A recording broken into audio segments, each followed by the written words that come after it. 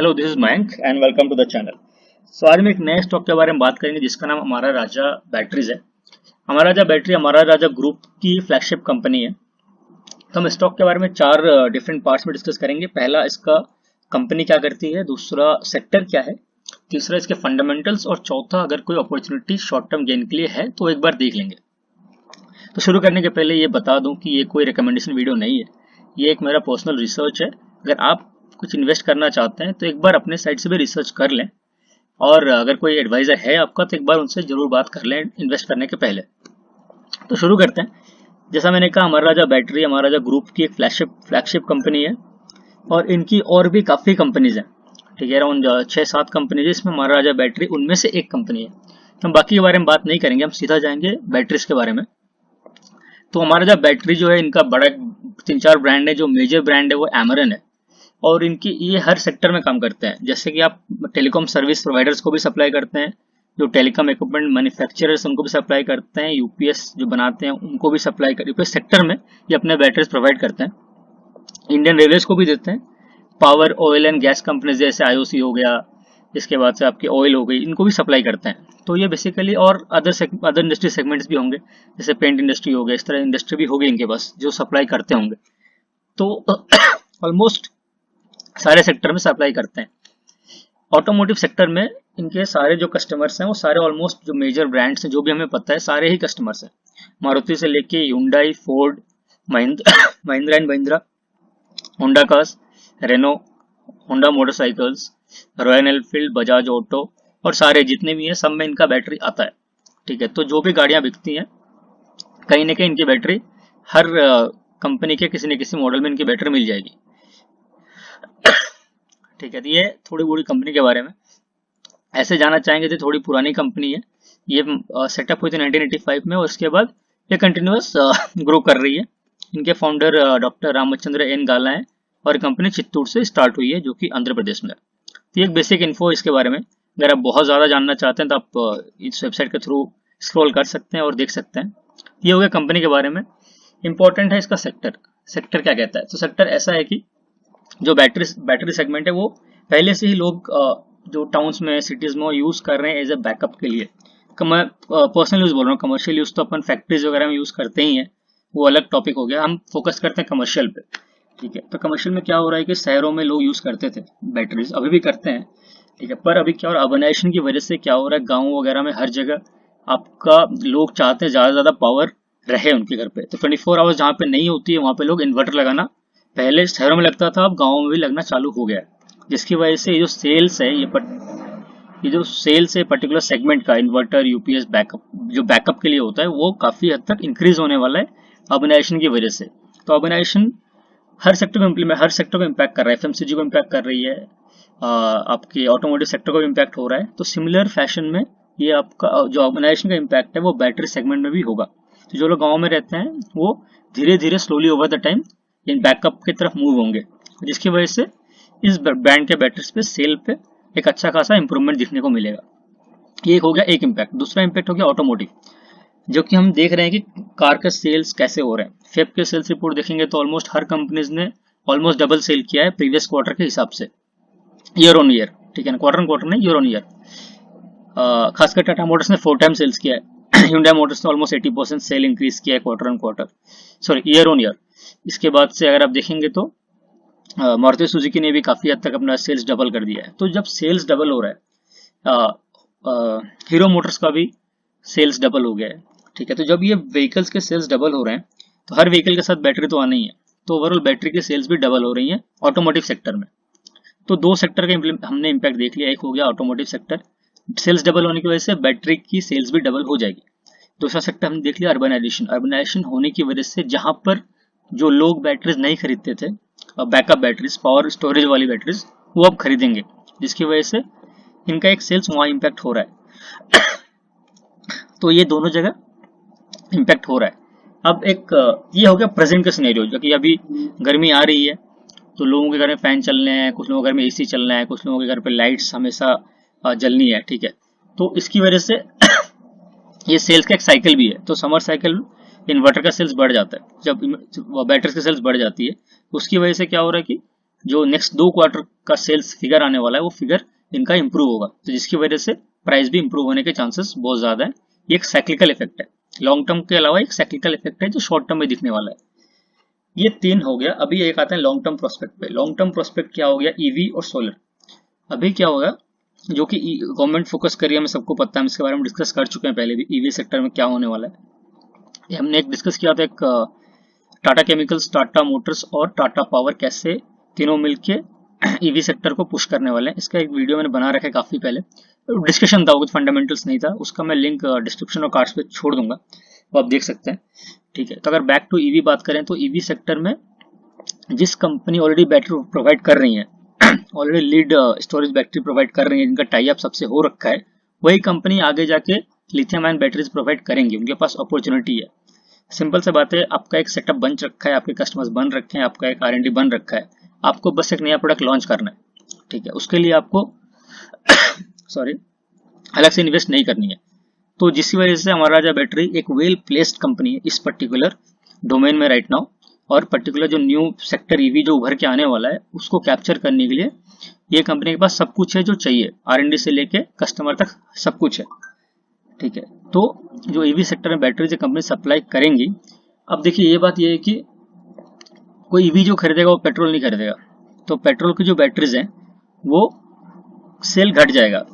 तो मान लीजिए अगर मुझे कल गाड़ी खरीदनी है, तो अगर ईवी नहीं होती तो मैं पेट्रोल खरीदता, तो पेट्रोल जब खरीदता तो मुझे बैटरी तो वैसे ही बिक जाता हमारा राजा का, और अब ईवी खरीदूंगा तो बैटरी इनका बिकेगा, एक ही बिकेगी बैटरी, ऐसा नहीं कि 2 बिकने वाली है। फायदा यहाँ पे ये ना वाला कि ईवी जो बैटरी होती है वो बहुत ज्यादा कॉस्टली होती है कंपेयर टू स्टोरेज बैटरी, और उनका मार्जिन भी ज्यादा होता है। इस वजह से मार्जिन पे इम्पैक्ट पड़ने वाला है, ना कि इस वजह से कि एक ईवी की बैटरी सेल होगी। तो ओवरऑल जो सेक्टर है वो सेक्टर बैटरी का इंप्रूव होगा ईवी सेक्टर की वजह से। फोर्थ पॉइंट था मेरा सोलर, तो जो कि गवर्नमेंट सोलर को पुश कर रही है, और सोलर पुश होने की वजह से ये बैटरीज बहुत लोग इसको यूज करेंगे एज ए सोलर के लिए भी। तो अभी देखिए सेम टॉपिक यहाँ पर है, कोई जो सोलर बैटरी यूज करेगा वो नॉर्मल जो बैटरी अभी यूज करते थे स्टोरेज के लिए वो यूज नहीं करेंगे, तो सेल तो उतना ही होने वाला है। द ओनली थिंग इज ज्यादा लोग खरीदने वाले हैं और ज्यादा लोग इस चीज को समझ रहे हैं, और उसकी वजह से सेल्स वॉल्यूम इंक्रीज होगा। ऐसा नहीं होगा कि एक कस्टमर 2 बैटरी खरीदेगा। तो इन रीजंस की वजह से बेसिकली ईवी हो गया, सोलर हो गया, और जो अर्बनाइजेशन हो रही है या ऑटोमोटिव सेल्स जो इंक्रीज हो रहा है, लोग पर्सनल व्हीकल की तरफ मूव कर रहे हैं कोविड के चक्कर में, और लोग ज्यादा सेफ्टी, ज्यादा प्रिकॉशन लेने के चक्कर में लोग पर्सनल व्हीकल चाहते हैं। तो ओवरऑल ये चारों रीजन की वजह से जो सेक्टर है वो काफी हद तक मूव होने वाला है। तो ये हो गया सेक्टर के बारे में, क्यों ये सेक्टर ग्रो करने वाला है। अब देखते हैं फंडामेंटल्स। फंडामेंटल्स ऐसा है कि ये एक मिड कैप कंपनी है, और बुक वैल्यू से ऑलमोस्ट 4 टाइम्स के आसपास चल रहा है करंट प्राइस पे। ठीक है, स्टॉक पी जो है 24 की है, जो कि बहुत ज्यादा नहीं है, ऐसा नहीं कि बहुत ज्यादा कम है, पर इट्स अ गुड पी, क्योंकि इसमें कुछ ज्यादा कंपटीशन है भी नहीं। कि मेजर 2 ही कंपनीज है इस वक्त, हमारा राजा एक्साइड इंडस्ट्रीज, इनका आपस का ही कंपटीशन है मेजरली, और भी कंपनीज है, पैनासोनिक वगैरह भी है, एवरीडी की भी है, पर ये दोनों मेजर कंपनीज हैं। ROC 23.5 is a very good ROC, ROE also is a very good 18.6। ठीक है, प्रमोटर होल्डिंग यहाँ पे आपको दिख रहा होगा काफी कम है 28.1, इसको एक बार नीचे देख लेंगे, ये इतना कम नहीं होना चाहिए। ठीक है, इनका जो डेट है वो 71 करोड़ का है, पर इनकी नेट प्रॉफिट जो है एनुअली वो 661 करोड़ की है, तो ऑलमोस्ट 1/10 का डेट है, तो ये 0.02 डेट इक्विटी रेशियो है, तो ये बहुत ही कम है। ठीक है, डेट कुछ ज्यादा नहीं है, तो इस डेट फ्री कंपनी, इसको इग्नोर कर सकते हैं। अब हम प्रॉफिट एंड लॉस पे जाकर देखेंगे तो 2019 के बाद से 9 के बाद से ये कंपनी हमेशा ग्रो ही की है। आप profit and loss sales figures देखेंगे तो 1313, 1464, 1761, 2364, 2959, 3437, 4211, 4618, 5317, 6059, 6793, 6839। तो मार्च 2020 तक 2009 से लेके अब तक सिर्फ और सिर्फ इंक्रीज हुआ है। एक भी ऐसा ईयर नहीं गया है जब ये कंपनी ने रेवेन्यू इनका बढ़ा नहीं हो। ट्रेलिंग 12 मंथ भी 66,280 है, जो कि पेंडेमिक होने के बावजूद भी ज्यादा डिफरेंस है, अराउंड 200 करोड़ का ही डिफरेंस है, इतना ज्यादा पेंडेमिक होने के बाद, सेल्स हैम्पर होने के बाद भी। अगर मार्च क्वार्टर का हम रिजल्ट लेंगे तो ये ट्रेलिंग 12 मंथ इसको पक्का से पक्का क्रॉस करने वाला है। तो ये कंपनी एवर ग्रोइंग कंपनी है। ठीक है, सेम चीज नेट प्रॉफिट पे भी इम्पैक्ट होगा। 80 करोड़ से नेट प्रॉफिट स्टार्ट हुआ था, 80, 167, 148, 115, ऊपर नीचे हो रहा है 287, 67, 411, 492, 478, 471, 483, 661, 594 पर अगर यहाँ तक देखें तो ओवरऑल कंपनी ने अराउंड 8 टाइम्स ग्रो कर लिया अपना, 8 टाइम्स से थोड़ा ऊपर ही है, उतना ग्रो कर लिया इन्होंने करीब 11 साल में। तो ये काफ़ी अच्छी ग्रोथ है कंपनी की। ठीक है, अगर हम बैलेंस शीट पे जाके चेक करेंगे तो रिजर्व्स के हिसाब से देखा जाए तो ऑलमोस्ट 10 टाइम्स कंपनी ग्रो कर चुकी है। 389 से रिजर्व स्टार्ट हुआ था तो 9 के अराउंड 9 का फिगर यही है, एंड 20 में जाके 3906 का इनका रिजर्व है। इस डेफिनेट कलेक्ट प्रॉपरली 10 टाइम्स का इन्होंने रिजर्व बना लिया अपना। बोरोइंग्स दिखाई तो इन्होंने 286 था पर धीरे धीरे करते करते ऊपर नीचे होते होते 71 करोड़ रह गया है। तो ये काफी हद तक बोरोइंग खत्म कर दिया इन्होंने, जिसकी वजह से इनको आप देखेंगे इंटरेस्ट पे तो इंटरेस्ट बहुत कम पे करना पड़ता है। इंटरेस्ट इन्होंने बस 11 करोड़ का ईयरली इंटरेस्ट पे किया अभी तक का। ठीक है, तो काफी खत्म सा हो गया इनका जो बोरोइंग है। Current work in progress 775 crore का है, जो कि मेरे हिसाब से कुछ लिथियम आयन का सेटअप कर रहे हैं ईवी सेक्टर की वजह से। तो ये भी कहीं ना कहीं इनके रेवेन्यू में ऐड करने वाला है जब ये इनका खत्म हो जाएगा करंट वर्क इन प्रोग्रेस, जो फैक्ट्री सेटअप कर रहे हैं हो जाने के बाद। मैंने बोला था शेयर होल्डिंग पैटर्न देखेंगे, तो अगर शेयर होल्डिंग पैटर्न आप जाके देखेंगे तो 28 तो प्रमोटर के पास है सॉरी, और 20 एफआई के पास है, 14 डीआई के पास है, ऑलमोस्ट 21 एफआई के पास है और 14.5% डीआई के पास है। गवर्नमेंट के पास कुछ नहीं है। पब्लिक के पास अराउंड 36% दिखा रहा है, पर अगर पब्लिक को हम एक्सपैंड करके देखेंगे तो 24% जो है वो पैंथर एआरबीएल होल्डिंग्स के पास है। तो सिर्फ 12% ही 12.5% है पब्लिक के पास। बाकी ये भी काइंड ऑफ प्रमोटर ही होगा, 24% इनका है, 28% प्रमोटर का है। तो 28 और 24 हो गया आपका 52, तो 52% इनका प्रमोटर के पास है। बाकी जो है एफआईडी और पब्लिक के बीच में डिवाइड हो गया है। पब्लिक के पास सिर्फ 12.5% की ही है। तो ये कंपनी फंडामेंटली काफी स्ट्रांग है और ग्रोथ सेक्टर में है तो काफी हद तक ग्रोथ भी होगी और खुद भी ग्रो कर रही है। तो जब कंपनी ग्रो करती है और सेक्टर का सपोर्ट मिलता है तो कंपनी और ज्यादा फास्ट ग्रो करती है।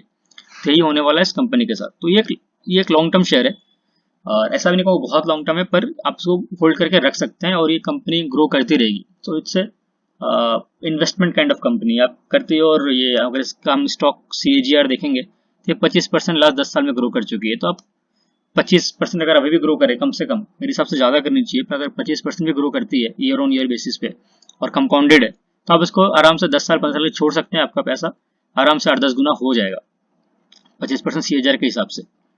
ठीक है, ये हो गया इसके बिजनेस सेक्टर और कंपनी के बारे में। लास्ट बचा था शॉर्ट टर्म गेन के बारे में। तो शॉर्ट टर्म गेन का मैंने ये कर रखा है, ये हटा देता हूं मैं।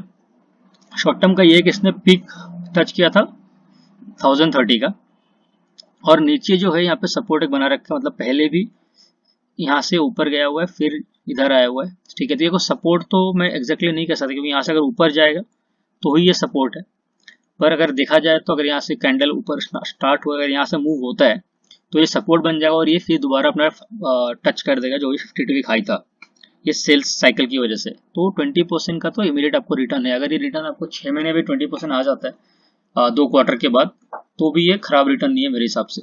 6 महीने में 20% कौन ही देता रिटर्न, वो भी सेफ गारंटेड रिटर्न। तो ये 20% आप यहाँ से कमा सकते हैं आराम से। 6 महीने ज्यादा ही हो गया, पर आई थिंक 1 क्वार्टर जाने के साथ साथ ये मिनिमम सॉरी मिनिमम इतना रिटर्न तो दे ही देगा। ठीक है, अगर यहाँ से टूटता ही है, क्योंकि मेरे हिसाब से टूटेगा तो नहीं, अगर टूटता है तो फिर नेक्स्ट सपोर्ट तो यही बनेगा जो है लास्ट सपोर्ट जो बनेगा वो 703 का ही बनेगा। अदरवाइज ये कंपनी यहाँ से फिर ऊपर ही जाने वाली है। तो ये हमने देख लिया कि आपका फंडामेंटल्स, बिजनेस सेक्टर और इमीडिएट अपॉर्चुनिटी क्या है। तो बेस्ड ऑन दैट आप अपना जस्ट वीडियो के बेस पे इन्वेस्टमेंट नहीं कीजिए, आप अपना रिसर्च कर ले अपने साइट से और फिर जाकर इन्वेस्टमेंट करें। और सो अगर आपको वीडियो पसंद है, अगर आपको लगा कि हेल्पफुल है तो आप इसको लाइक कीजिए, दोस्तों में शेयर कीजिए ताकि हमें भी इंकरेजमेंट मिले, ज़्यादा लोग इस वीडियो को देख पाए।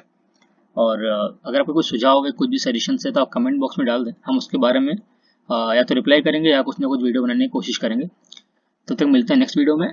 Till that time stay happy, stay safe.